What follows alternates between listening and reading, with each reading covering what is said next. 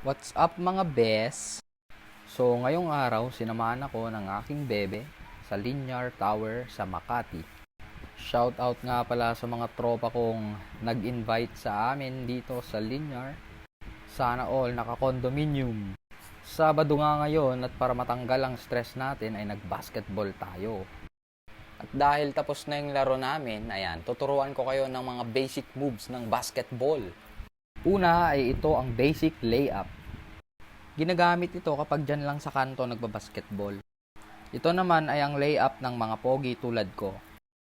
Ito naman ang layup kapag may mga chicks na nanonood. Ganto naman ang layup kapag ka nanonood yung crush mo o kaya yung bebekes mo. May konting paghagod ng buhok para feeling fresh.